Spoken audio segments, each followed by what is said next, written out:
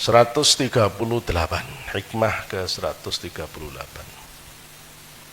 Laula zuhuruhu fil mukawwanati ma waqa'a 'alaiha wujudu ibsarin, wujudu absar. Absar ya.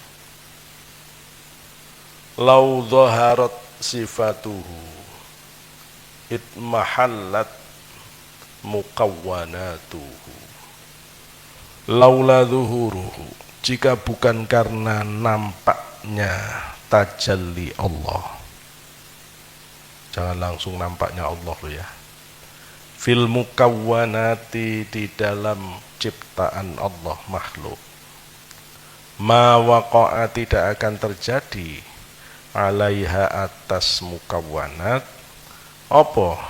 Wujudu absarin, adanya pandangan indrawi. Jika bukan penampakan tajalli Allah atas segala ciptaan Allah al-mukawwanat, tidak akan bisa kamu melihat apapun matamu. Apa yang hari ini kamu bisa lihat itu karena ada tajalli dari Allah itu sendiri. Yang ada kan Allah, selain Allah kan tidak ada. Loh, tapi kok jadi ada, Pak? Kita ini menjadi ada karena kita menjadi tajalli dari yang ada. Sehingga sebenarnya yang ada ini pun hakikatnya bukan kamu, tetap dia Allah. Itu nanti yang disebut huwadz-dzahir. Maka kalau kamu ngomong secara hakikat yang ada ini, walaupun dalam bentuk diadakan, yang diadakan menjadi ada itu karena dia menjadi representasi dari yang ada secara zahir, karena itu sifat Allah az-zahir. Gitu loh ya. Tapi zahir ini tidak ada artinya kalau tidak ada batin. Gitu loh ya. Sebagai zat yang mentajalli kepada zahir, maka adanya zahir ini, adanya makhluk ini sangat bergantung dengan adanya zat yang batin. Karena itu Allah al-batin. Karena itu Allah kemudian menyebut dirinya huwadz-dzahiru wal batin. Al-batin huwal awal, batin itu yang pertama. Sedangkan zahir sampai akhir kiamat nanti ada. Karena itu Allah menyebut huwal awwal wal akhir wal zahir wal batin. Kalau kamu tidak ngerti ini, kamu tidak akan bisa mengartikan huwal awwal wal akhir wal zahir wal batin. Ayo sudah. Wahabut itu yang sok mengkafirkan wahdatul wujud itu. Ingin tahu saya, suruh jelaskan ayat Quran huwal awwal wal akhir wal zahir wal batin. Yakin saya, kalau tidak kacau beliau kacau ya. Pasti kacau, pasti kacau. Kamu kira gampang jelaskan Al-Quran? Ya kalau orang tidak melihat secara ini ya. Bagaimana kamu mau menjelaskan Allah di dalam Islam kalau tidak dijelaskan dengan cara seperti ini? Ya. Wong Gusti Allah itu kalau dilihat dari surat Al-Ikhlas, Qul huwallahu ahad, bismillahirrahmanirrahim. Qul, katakan Muhammad, huwallah, dia Allah, ahad. Ahad, Allah sebagai yang satu esa. Allahus somad, Allah tempat bergantung. Lam yalid walam yulad, Allah tidak pernah punya anak. Allah juga tidak pernah dilahirkan oleh siapapun. Walam yakun lahu kufuwan ahad, tidak ada apapun sesuatu yang setara dengan Allah. Bahkan tidak ada jelasan siapapun yang setara dengan hakikinya Allah. Berarti Allah itu tidak seperti apapun. Terus Allah tidak seperti apapun, terus Allah itu terus seperti apa? Tidak seperti, nah kan bingung kamu. Maka ini disebut sebagai, kalau dalam wahdatul wujud, ini pengenalan Allah terhadap dirinya dalam konteks tanzih. Allah yang tersucikan dari pengenalan siapapun. Sehingga kata Ibnu Arabi, Allah dalam konteks tanzih itu adalah Zatun basitatun munazzahatun an idrakil uquli wal afham. Allah sebagai zat yang maha meliputi, itu munazzah, dia tersucikan dari pencapaian rasionalitas dan imajinasi siapapun. Tidak bisa dijangkau. Allah, Allah. Ini yang disebut sebagai konsep Allah sebagai transenden. Orang biasanya cuma memahami Allah itu sebagai yang transenden. Allah, Allah, sudah tidak perlu dibahas. Pokoknya Allah, sudah selesai. Sepertinya tidak ada masalah ketika orang begini. Tapi sebenarnya dia belum menjelaskan Allah dalam penjelasan yang lain di Quran. Lah terus bagaimana sampean menjelaskan yang Allah mengatakan wa nahnu aqrabu ilaihi minkum min hablil warid. Aku lebih dekat daripada urat nadi kalian. Bagaimana kamu menjelaskan Allah itu yahulu bainal mar'i wa qalbi? Allah itu mendinding di antara orang itu dan hatinya. Ya apa sampean mau menjelaskan bahwa Allah di sepertiga malam terakhir turun ke langit dunia? Loh, terus Tuhanmu ini Tuhan yang tidak seperti apapun, tapi kok Tuhanmu ada di dalam lebih dekat dari urat nadi? Loh, terus ini Allah yang mana? Tak mumet sampean kalau sudah tak adu dalilnya itu. Ayo sudah. Tidak ada kelompok sebelah yang berani bahas begini, pasti amburadul. Ayo sudah kalau berani bahas begini, dia tidak pinter wujudiahnya. Oh bisa kena syahadat ulang orang itu. Loh ini ada, semuanya Quran, semuanya hadis. Gitu loh ya. Penjelasan ini hanya bisa terang dengan penjelasan wahdatul wujudnya Ibnu Arabi. Ya, sehingga kita bisa ngerti ketika Allah menjelaskan dirinya secara asma sifat, tidak ada wujud ini yang tidak merupakan representasi asma sifat Allah. Terus apa yang lebih dekat dari asma sifat Allah pada mukawanat selain asma sifat Allah itu? Ya gak ada. Sehingga kalau Allah mengatakan bahwa dia lebih dekat dari Allah, ya benar. Begitu ya. Tapi Allah secara zat munazzaha an idrakil uqul afham. Jadi kita jadi ngerti, oh yang di Al-Ikhlas ini Allah secara zat. Oh ketika nahnu aqrabu min hablil warid, ini berarti Allah dalam konteks tajalli asma sifat. Kan benar. Kalau gitu tidak ada musyrik, ya, tidak musyrik. Oh berarti kalau Allah turun ke langit itu dalam konteks asma sifat. Karena itu orang NU, orang Ahlu Sunnah wal Jamaah mengartikan kekuasaan Allah sangat dekat padamu, perhatian Allah sangat dekat padamu, diiktibarkan seperti ada di langit dunia, kan begitu. Ketika mengartikan bahwa Allah wasi'a kursiyuhus samawati wal ard, itu Ar-Rahmanu 'alal arsy istawa, itu Ar-Rahman itu tidak diartikan zat, ya, tetapi ilmu Allah, kekuasaan Allah itu meliputi arsy, begitu. Nah itu sebenarnya lebih dibawa pemahamannya kepada asma sifat af'al, tidak dibawa kepada zat. Nah kelompok sebelah itu mengartikan zat Allah ada di atas. Nah itu masalah. Karena begitu diartikan zat Allah ada di atas arsy, berarti Allah butuh tempat. Kalau Allah butuh tempat, apa bedanya dengan makhluk? Lah kalau Allah butuh tempat sebelum adanya arsy, Gusti Allah bingung, tidak punya ke tempat. Nah itu mohal. Nah itu mohal. Maka menyebut Allah punya kesamaan dengan makhluk itu antropomorfisme, bermasalah secara akidah. Dihukumi oleh ulama-ulama Syafi'iyah, akidahnya cacat, fasik, maka kita makruh jadi makmumnya, kan gitu akhirnya. Jadi begitu. Falaula dhuhuruhu fil mukawwanat, jika bukan karena penampakan tajalli Allah di dalam al-mukawwanat, makhluk-makhluk Allah. Ma waqa'a, tidak akan terjadi alaiha atas mukawwanat apa wujudu absari, dari adanya pandangan indrawi. Lau dhaharat sifatuhu, apabila dalam mukawwanat itu nampak sifatuhu, sifatnya Allah.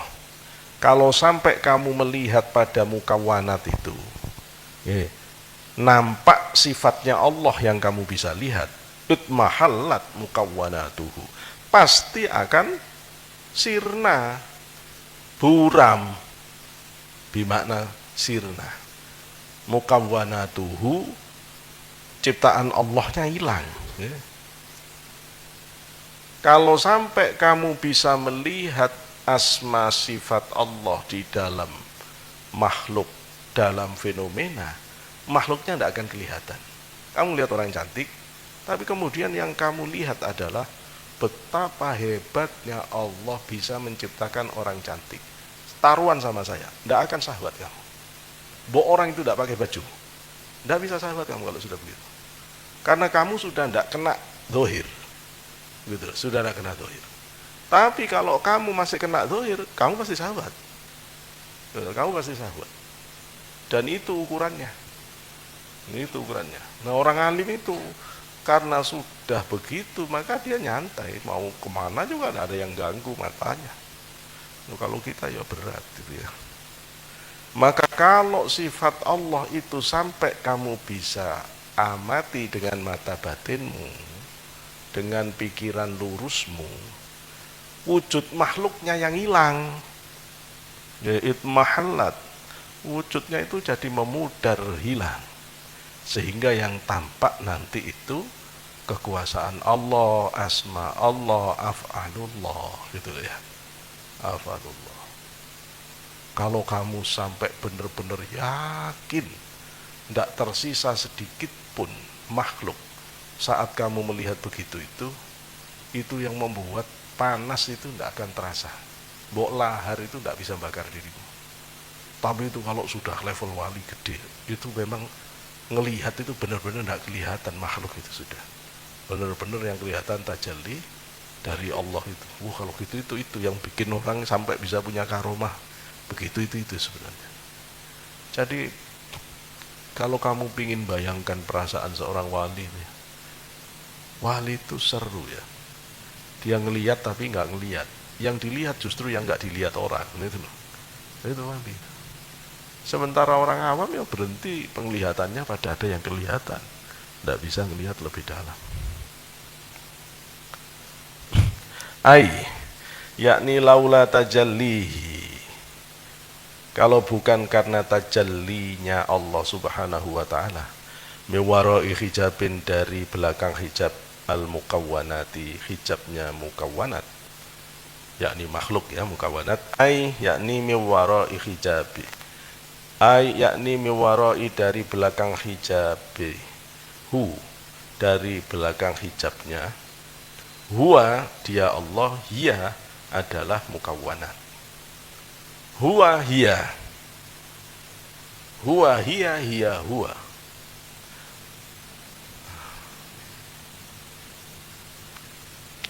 Sufi itu biasanya meringkas penjelasan tasawuf itu dengan begini: ana, anta, ana, anta, anta, laula anta ma ana, wa ana anta, wa anta ana. Nah itu sudah, kalau kamu ngerti itu lulus kamu ya. Huwa hiya, ya. Huwa hiya hiya, laula huwa ma hiya, huwa hiya hiya huwa. Udah gitu, tidak bisa diartikan itu. Ben sing ngerti, sing gak ngerti yo gak apa-apa, gak dosa ya. Ma waqa'a 'alaiha, maka waqa'a tidak terjadi alaiha atas mukawwanat apa wujudu absarin adanya pandangan materi. Kalau Allah tidak mentajalli kepada wujud zahir, kita tidak bisa melihat wujud zahir ini. Ailamma wujidat yakni ketika ditampakkan, fala yaqa'ud maka tidak terjadi alaiha atas mukawwanat apa absarun pandangan mata lahiriah. Walau tajalla at-tajalliyu al-haqiqiyu, jika tajalli yang hakiki, penampakan, ingat ya, tajalli itu nampak ya. Kamu tidak tahu kalau saya pintar melukis, kalau saya tidak melukis. Kalau saya sudah melukis, maka lukisan saya itu penampakan dari jati diri saya. Karena di setiap goresan-goresan itu akan tertinggal watak-watak saya, ciri-ciri saya. Kalau kamu ngerti, lukisan itu setiap goresan itu meninggalkan karakter pelukisnya. Ya, ketajaman spiritualnya, kedalaman empatinya itu terlihat. Orang kalau empatinya kepada orang lain itu dalam, itu lukisannya susah cerah ya, pasti dominan ke arah hitam. Itu tidak bisa diingkari, akan begitu. Kalau orang itu keras, pasti goresannya tajam gitu ya. Itu tidak bisa diingkari. Maka sifat-sifatmu itu akan terbaca jelas di dalam lukisanmu, karena lukisanmu itu adalah prototipe dirimu. Ada jejak-jejak dirimu yang tertinggal di dalam lukisanmu ya. Karya ilmiahmu itu menggambarkan cetak biru kemampuan intelektualitasmu gitu ya. Maka artikelmu itu menggambarkan dirimu, kesopananmu, adabmu, kedalaman spiritualitas. Bisa dilacak dari situ, bisa. Dari bahasa yang kamu pakai itu saya bisa tahu kamu kasar masih cara menggunakan kalimat, kamu belum halus, kamu spiritualitasnya masih dangkal. Ini ketahuan semua kalau kamu sudah dalam. Apa artinya? Ciptaan itu akan menggambarkan penciptanya. Karena itu kita bisa kenali pencipta itu dari ciptaannya, karena ciptaan itu representasi dari penciptanya. Sehingga kamu bisa mengatakan ini karya Affandi, ini karya Basuki Abdullah, ini karya Vincent van Gogh, ini karya Abdurrahman Saleh ya. Kalau ini tulisan Nurholis Majid, kalau ini tulisan Nasumardi, karena ada karakter di situ, ada karakter ya. Maka setiap makhluk itu tajalli dari Allah sendiri. Maka makhluk itu sebenarnya madhar tajalli, tempat tajalli asma sifat af'al Allah ya. Karena Allah bertajalli, menampakkan asma sifat af'alnya, alladzi la khifaa ma'ahu, yang tidak ada yang tersembunyi di beserta Allah, lat mahallat wa talashat, maka semua mukawwanat akan hilang ya, akan samar ya. Kalau Allah sudah bertajalli dengan tajalli hakiki di hatimu, maka kamu tidak akan bisa melihat makhluk lagi. Yang kamu lihat pasti jejak ketuhanan. Kalau sudah begitu, apa dalilnya? Bidalili qaulihi ta'ala, dengan dalil firman Allah Ta'ala, a'udzubillahi minasyaitonirrajim, falamma tajalla rabbuhu lil jabali ja'alahu dakkaw wa kharra Musa sa'iqa. Surat Al-A'raf ayat 143 ya. Lengkapnya, a'udzubillahi minasyaitonirrajim, falamma jaa Musa limiqatina wa kallamahu rabbuhu qala rabbi arini anzur ilaika qala lan tarani walakin anzur ilal jabali fa in istaqarra makanahu fasawfa tarani. Falamma tajalla rabbuhu lil jabali ja'alahu dakka wa kharra Musa sa'iqa. Falamma afaqa qala subhanaka tubtu ilaika wa ana awwalul mu'minin. Nabi Musa itu nabi keren ya. Sudah diajak ngomong Gusti Allah, kepingin ngelihat Gusti Allah. Saking kangennya, bukan kepingin ngelihat dablek, itu bukan. Orang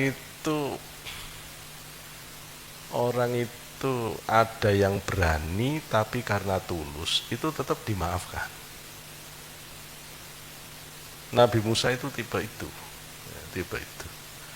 minta ngelihat Gusti Allah. Allah beritahu Nabi Musa di kitab tafsir Ad-Durrul Mansur, Musa, semua yang melihat aku, kata Allah, pasti dia mati. Ndak manusia, ndak siapapun, ndak akan kuat melihat Allah di dalam kehidupan, pasti langsung mati. Banyak begini nih ya. Imam Junaid Baghdadi ketika menjelaskan pertama kali dia ngaji tasawuf, itu muridnya 70, sekali menjelaskan ma'rifat itu berapa? 14 muridnya itu langsung mati di tempat. Syekh Abdul Qadir juga pernah, Syekh Abu Yazid juga pernah. Ada murid yang baru kenal, terus dia, aku ingin mendengar penjelasanmu tentang Allah. Kata Syekh Abdul Qadir, jauhkan orang ini dari saya, jauhkan, jangan sampai dengar penjelasan saya. Dia saking kepinginnya, tetap ikut. Begitu Syekh Abu Yazid ngomong, mati dia. Terus kata temannya Syekh Abu Yazid yang wali juga, Syekh, kamu bunuh dia. Kata Syekh Abu Yazid, batinnya tidak kuat menerima kemakrifatan dari Allah, sehingga dia saking bahagianya sampai mati. Gitu loh ya, mati dalam kebahagiaan. Saya tadi baca-baca Harisah, sahabat Ansor. Satu pagi Anas bin Malik menceritakan ketemu Rasulullah. Terus pas ketemu Rasulullah, Harisah ini ngomong, Rasul, saksikan imanku hari ini insyaallah sempurna. Kata Rasulullah, jangan ngomong begitu, iman sempurna itu ada tandanya. Apa tandanya itu apa? Kata dia, dunia di mataku sudah tidak ada harganya lagi. Akhirat sudah hilang dari hatiku. Aku melihat penghuni surga, penghuni neraka, dan seolah-olah akhirat itu sudah ada di depan mataku. Kata Rasulullah, kamu benar, teruskan. Orang ini ahli puasa siang, ahli sholat malam. Teruskan, kata Rasulullah. Terus dia bilang, Rasul, doakan aku mati syahid. Terus didoakan oleh Rasulullah. Begitu perang, dia maju pertama, dialah orang pertama kali mati syahid. Kemudian begitu dia meninggal, ibunya nanya, Rasul, anakku di surga apa tidak? Kalau anakku di surga, aku tidak peduli anakku mati apa, aku mau ketawa. Tapi kalau anakku sampai tidak di surga, aku akan menangis sepanjang umurku. Kata Rasulullah, anakmu tidak di surga, di atas surga, di atas surga, di atas surga, anakmu sudah di surga Firdaus. Terus katanya ibunya, dasar kamu Harisah, sudah enak duluan sebelum orang tuamu. Mu'ad bin Jabal juga pernah begini. Mu'ad bin Jabal datang ke Rasulullah, menyatakan imannya sudah sempurna. Ditanya oleh Rasulullah, apa tandanya Mu'ad? Sama. Dia sudah tidak peduli dengan dunia akhirat. Dia sudah melihat penghuni langit, penghuni surga, penghuni neraka. Kata Rasulullah, udah benar, teruskan. Sayyidah Aisyah juga pernah begini. Ketika ditanya oleh Rasulullah, kaifa subahti ya Aisyah, bagaimana pagimu Aisyah? Terus Aisyah mengatakan, mu'minatan haqqah, kalau saya pagi ini menjadi mukminah yang sebenarnya. Terus kata Rasulullah, bagaimana, apa tandanya? Aku melihat penghuni surga, aku melihat penghuni neraka, dan seterusnya. Gitu ya. Jadi sahabat-sahabat itu udah makrifat semua di tangan Rasulullah, udah makrifat semua. Yang ini biasanya tidak dikaji, gitu ya. Nggak dikaji. Jadi seolah-olah sahabat cuma orang biasa-biasa. Enggak ya. Sahabat itu udah marifat. Jadi ilmu begini ini memang dari Rasulullah. Ya. Justru inilah ilmu hakikinya Rasulullah. Ya, ilmu hakikatnya Rasulullah itu. Orang jadi kiai kok nggak ngerti ini. Yo parah. Ibarat mobil nggak ada mesinnya itu. Cuma bodinya saja. Alphard. Mesinnya nggak ada. Itu jadi odong-odong gitu loh ya. Jadi odong-odong. Waktu saya kepanggil Yai Asrori ya. Terus Yai Asrori itu nanya ke saya, kamu kenal Nurholis? Waktu itu ya. Mudah-mudahan Cak Nur terus hebat. Waktu itu. Nggih. Iku yo opo karepe? Apa dikira sudah cukup punya kereta indah berlapiskan emas? Kalau ndak ada kudanya mau lari kemana? Apa sampean kira kalau sudah pinter hukum, pinter fikih, pinter dohir, pinter tafsir, pinter hadis, terus sampean ndak dalemi tasawuf, batinmu mau lari kemana? Kalau cuma punya rumah indah, ndak bisa. Ndak bisa. Yang menggerakkan batinmu pergi ke Allah itu tasawuf. Ini tasawuf. Banyak ustadz-ustadz yang hafid-hafid di majelis Mihrabul Muhibbin. Ada yang alumni luar negeri, ada yang dalam negeri. Wis gak kurangan kitabnya jos, Quran hafal. Awal ketemu saya pasti yang diomong itu, saya ngaji yo sudah. Quran yo memang gurunya Quran. Kok rasanya susah gerakkan batin ke Allah? Maka saya bilang, ayo bareng-bareng. Wong saya bukan guru, guru kita Mbak Siddiq dan seterusnya. Ayo kita ngaji bareng-bareng. Kalau sampean ngerasa batinnya bergerak, ketemu kenikmatan batin, teruskan. Kalau enggak, ngali yo cari guru yang bisa nganter. Yo alhamdulillah ya, ada tenang. Sampai ada yang haji di Mekah, ketemu orang. Sebelumnya ibunya mimpi, kamu disuruh ketemu orang nanti kalau haji di pintu ini. Dicari ada orang. Intinya apa? Dia hafizul Quran. Setelah ketemu terus dibilang, kamu nanti harus cari guru dzikir. Nah, terus ketemu saya terus jadi di sini juga itu ya. Macam-macam ya. Begitu pentingnya menggerakkan batin.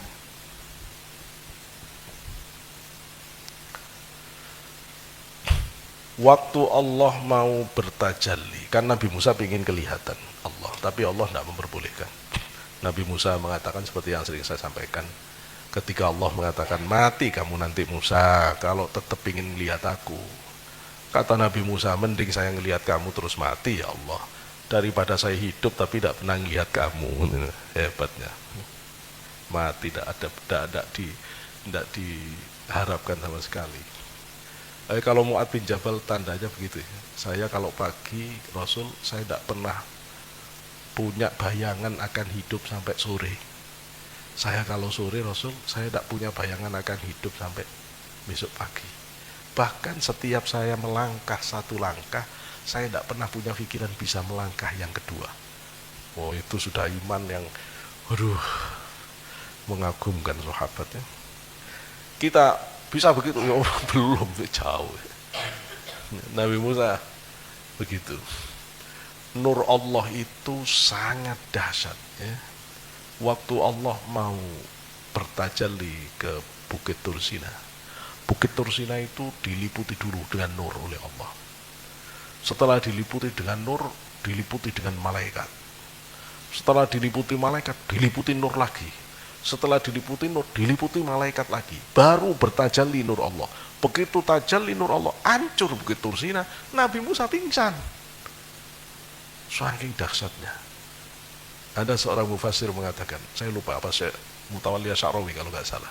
Beliau mengatakan begini, kenapa Allah tidak langsung tajalli ke batinnya Musa itu? Ya kan dia minta Nabi Musa, kok tidak langsung ke Musa? Kalau seandainya Allah tidak sayang ke Musa, ditajalli langsung ke Musa, hancur Musa. Gitu ya. Jangankan itu, Allah kalau ngajak ngomong Nabi Musa, Nabi Musa itu diliputi nur, yang Nabi Musanya hilang. Kalau diajak ngomong, yang kelihatan nur. Nabi Musa nggak kelihatan. Itu loh ya. Itu saking dahsyatnya. Tapi cerita ini penting supaya kamu yakin Allah secara zat itu memang ada. Gitu ya. Ada, cuma tidak bisa kamu melihatnya. Tetap terhijab. Rasulullah waktu Mi'raj ketika ditanya, kamu melihat Tuhanmu Rasul? Rasul mengatakan, aku melihat nur. Ya benar, hijab terakhir dari zat Allah itu nur. Nur. Seperti Nabi Musa ingin lihat nur yang ditampakkan. Tapi hebatnya ruhani Rasul, ketemu Allah di atas arsy di mustawa 9 kali. Bolak-balik 50 kurangi 5 kan begitu. Itu kan bolak-balik 9 kali. Berarti Gusti Allah 9 kali. Berarti Rasulullah ketemu Allah 9 kali. 9 kali pulang seger. Nabi Musa di bumi belum ketemu Allahnya. Ketemu nur Allah, pingsan Nabi Musa. Kamu bisa bayangin koyo opo kuatnya spiritualitasnya Rasulullah. Wah, tidak tertandingi Rasulullah itu kan. Tidak tertandingi. Kamu sampai tidak bangga punya Nabi Rasulullah, itu goblok sampai 1000 sih kurang gobloknya itu.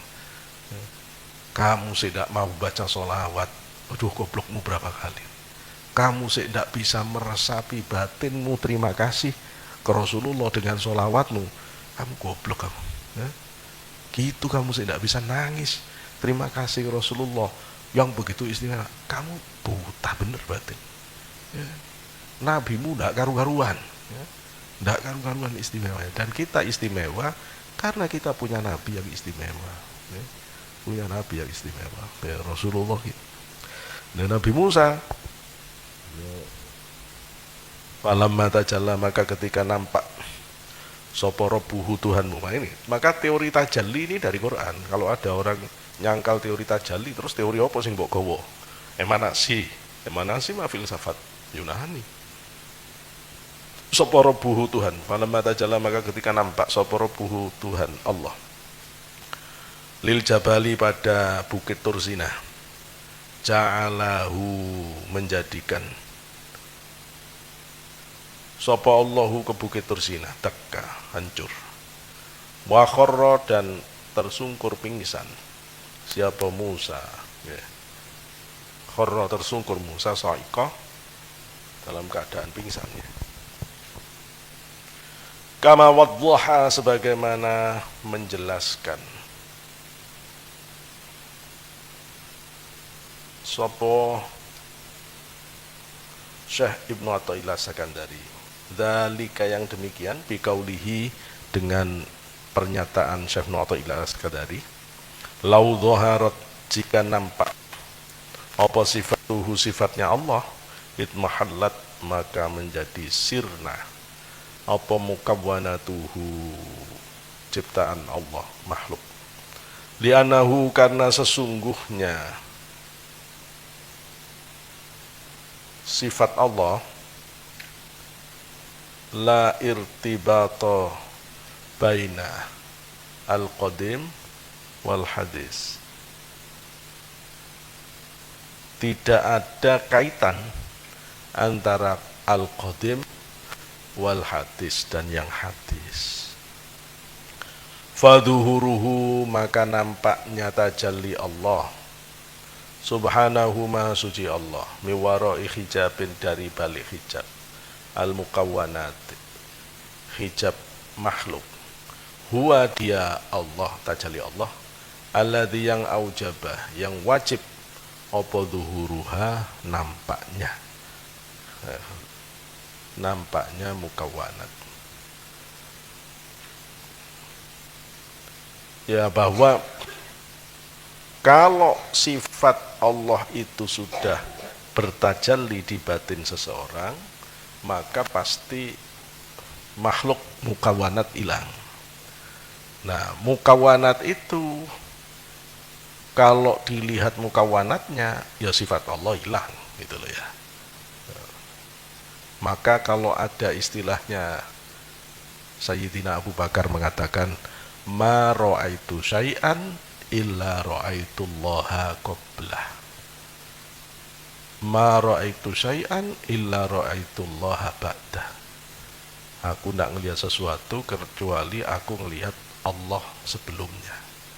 Jadi Abu Bakar itu kalau ngelihat mukawwanat, dia sudah melihat asma sifat Allah dulu sebelum dia lihat al-mukawwanat. Maka dia melihat mukawwanat dengan didahului melihat tajalli asma sifat Allah. Atau kata Abu Bakar, aku ngelihat mukawwanat dulu, tapi setelah itu nampaklah tajalli dari asma sifat Allah. Begitu. Cuma bahasanya disingkat menjadi ma ra'aitu syai'an illa ra'aitullaha qablah, ma ra'aitu syai'an illa ra'aitullaha wara'ah. Gitu.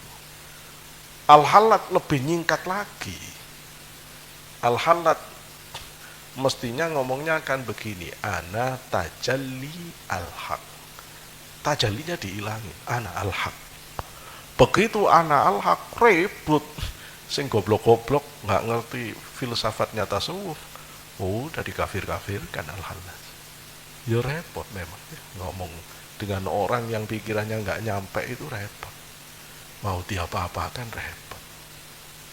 Anda ngomong ke anak SD kelas 1, 2, 3 bahwa manisnya cinta itu lebih manis daripada gula-gula, gak percaya. Apa? Ya sih enakan gula-gula ya sebano gitu loh, ya nggak bisa. Memang sampai di situ makomnya gitu ya. Kok sudah jam 9:30 ya. Enggak apa-apa, ini nanti yang berikutnya kita masih bahas wahdatul wujud ini ya, sampai ke 141. Saya sudah catatkan di sini, sebenarnya mau saya bahaskan 7 martabat Al-Burhan Puri dan 6 martabat Syekh Hamzah Fansuri ya, tapi saya belum menjelaskan hari ini biar nggak tambah pusing ya. Nanti kalau kita ngaji lagi baru kita akan bahas sampai martabat 7 dari Al-Burhan Puri. Martabat 7 ini sangat didalami di dalam thariqah Satoriyah. Jadi orang-orang Satoriyah itu paham martabat 7, terutama mursyid-mursyidnya. Dan itu sebenarnya ringkasan dari tajalli. Ibnu Arabi yang jumlah aslinya kalau saya nggak salah 29 martabat. Ya martabatnya cuman 2, tajalli ghaibiyah, tajalli syuhudi. Tajalli ghaibi dibagi 2 lagi. Martabat ahadiyah, martabat wahidiyah. Baru nanti masuk tajalli syuhudi.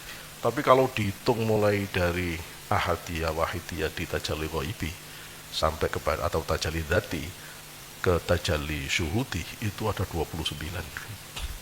Yang 29 itu kemudian dipadatkan, digeneralisir menjadi 7 martabat oleh Al-Burhan Puri.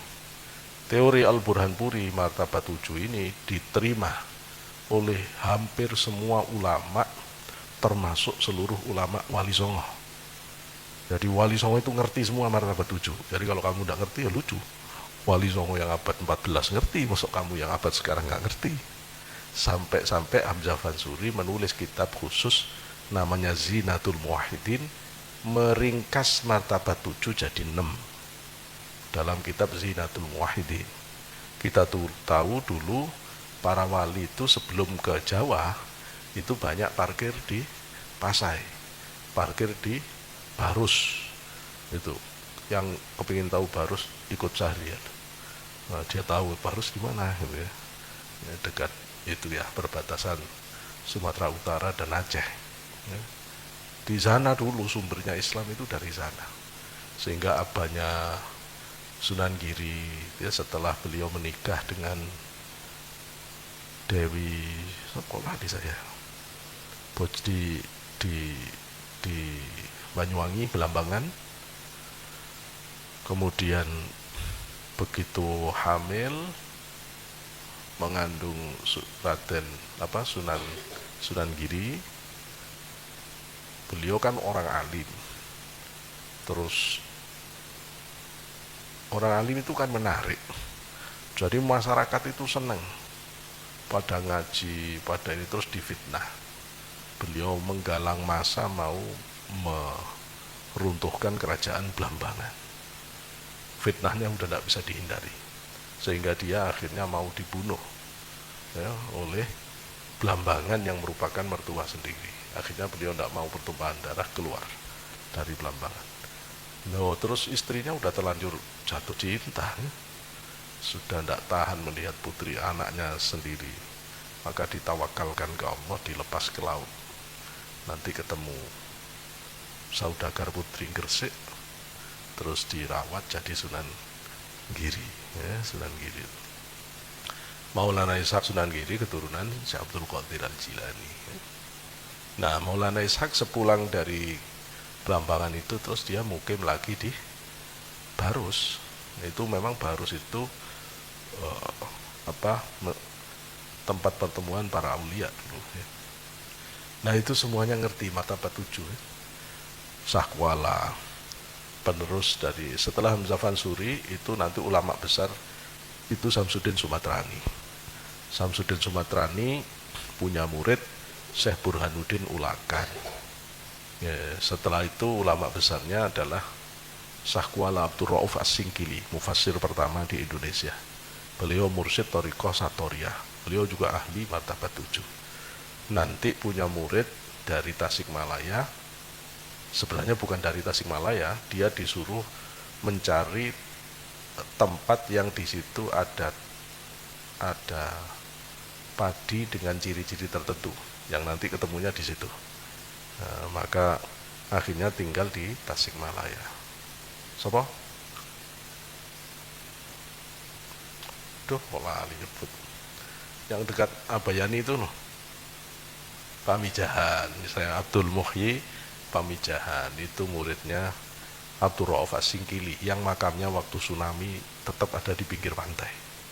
Semuanya tergusur, makam dia enggak. Itu orang yang ahli dzikir dan mufassir.